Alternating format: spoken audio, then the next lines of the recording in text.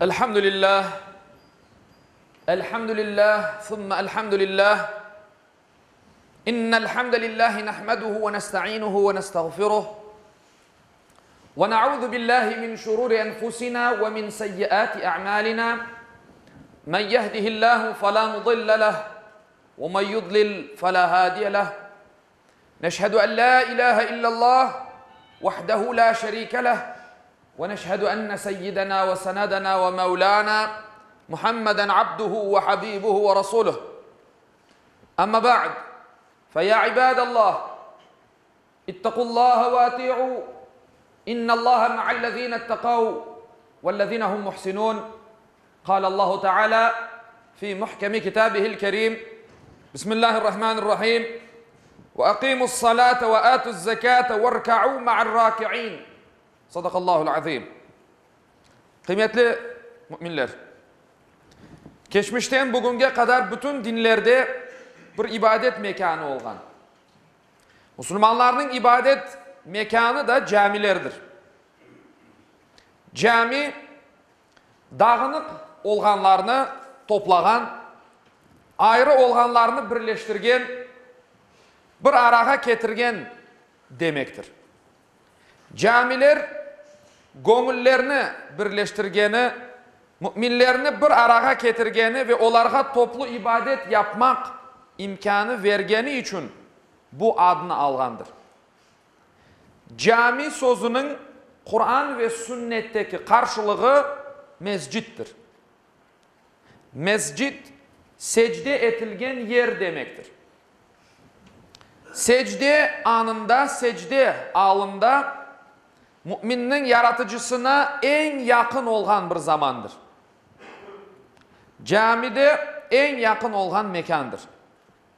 Camiler bizlerini ayırgan, aramızga sınırlar koygan yerler değil. Aksine bizlerini birleştirgen, kırılgan yüreklerini tamir etken yerlerdir. Camilerde yalnız Allah'a ibadet edilir. Bu yerlerge güzel ve temiz urbalarla gelinir. Camilerinin temizliğine dikkat edilir. Müminlerin günahlarından arınmağa vesile olgan bir mekandır.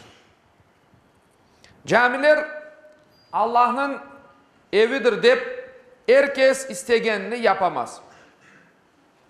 Dinin artına saklanıp tertip ve nizamını bozmak, terbiyesizlik yapmak kimsenin haddi değildir. Kimseye öyle bir hak verilmegendir. Aksine camiye kelgen Müslümanlar mında ibadet niyetinden kelgenlerini ve Allah'ın huzurunda olganlarını asla unutmayacaklar. Bu mübarek mekanlarga ve mında kelgen dindaşlarına hürmet ile özlerini alıp varacaklar. Herkesin o günde uzanıp yatmak, ayaklarını kıblaga taraf çevirmek, yüksek sesle laf etmek, hatta ibadet, zikir ve dersle meşgul olanlarga yüksek sesle özünü belli etmek için selam vermek, İslam adabına ters kelgen şeylerdir. Kıymetli dindaşlar, sevgili Peygamberimiz Muhammed sallallahu aleyhi ve sellem cemaatle namaz kılmağa büyük emniyet vergendir. Hayat boyu cemaatle namaz kılgan, hatta hastalanğanı vakit bile cemaatka koşulup Hazreti Ebu Bekir'ni imam etkendir. Cenkte bile cemaatle namaz kılmakını terk etmegendir. Bilemiz ki cenklerde Peygamberimiz nöbetle namaz kılgandır. Bir kısım Müslümanlar namaz kılganlarında öbür kısım cephede hazır ve nazır beklemekteydiler.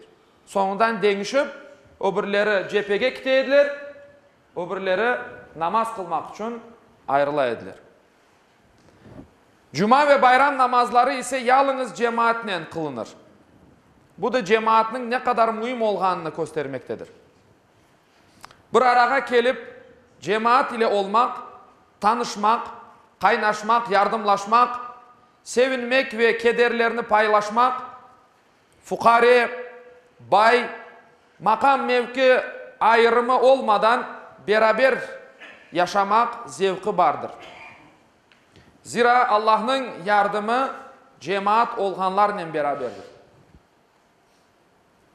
Cemaatle kılıngan namaz yalnız kılıngan namazdan 27 derece daha faziletlidir.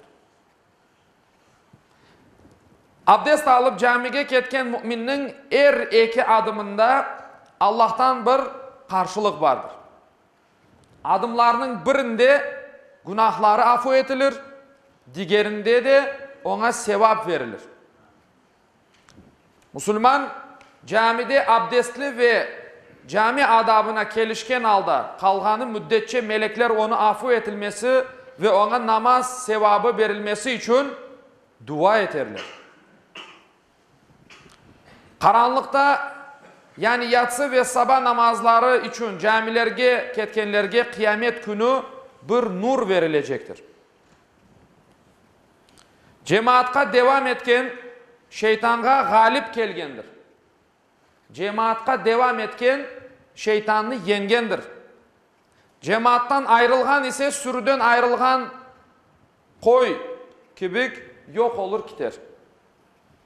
Sabah ve yatsı namazlarını camide cemaatle kılgan kimse bütün gecenin namaz kılmak, bütün gecenin namaz kılgan kibik sayılır. Sevap alır. Kalbi camilerge bağlı olan kimse kıyamet günü arşının kolgesinde olacaktır.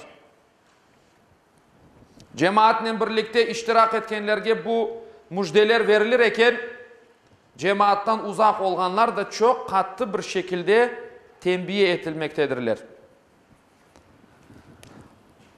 Aziz Müslümanlar, bizler de Yüce Allah'ın ve Resulünün emir ve tembihlerine kulak verip namazlarımızı camilerde cemaatle kılmağa harekette bulunayıq. Ufak sebeplerle bu meseleni ihmal etmeyik ve kendimizni aldatmayıq. Hutbemnin başında okuğanım ayet-i kerimenin manasını hutbemni yekünleyeceğim. Ey müminler! Namazını dosdoğru kılınız. Zekatını veriniz. Ve ruku etkenlerle beraber ruku etiniz. Allah-u Teala bizlerge birlik, mabetlik nasip etsin. Allah-u Teala birbirimizge olgan sevgimizni arttırsın. Allah-u Teala cümlemizni şu mübarek mekanlar yani camiler etrafında birleştirsin. Allah-u Teala birbirimizge karşı her ne kadar bazı anlaşmamazlıklardan sebep olgan kin ve nefretler var ise onlardan bizni arındırsın inşallah. Allah-u Teala bizni tek vücut eylesin. Peygamber Efendimizin de hadis-i şerifte aytkanı gibi Müslümanlar tek vücuttur. Tek vücut olmağa Allah-u Teala bizge nasip etsin. Ve bunun yolu da din etrafında, cami etrafında, Kur'an ve sünnet etrafında toplanmak ve birleşmektir. Allah-u Teala gerçek mümin olgan ve Allah'ın razılığını kazanmak için özüne dert etken kullarından eylesin inşallah. Ve ahiru da'vana enilhamdülillahi rabbil alemin. Ela inne ahsanel kelam ve ablagan nizam kelamullahil melikil azizil allam. Kema kâle Allahu tebareke ve teâlâ fil kelam. وإذا قرئ القرآن فاستمعوا له وأنصتوا لعلكم ترحمون. بسم الله الرحمن الرحيم.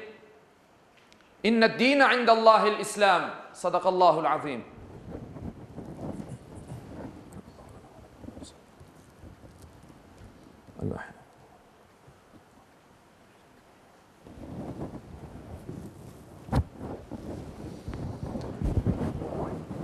الحمد لله حمد الكاملين والصلاة والسلام على رسولنا محمد وعلى آله وصحبه أجمعين تعظيما لنبيه وتكريما لفخامة شان شرف صفيه.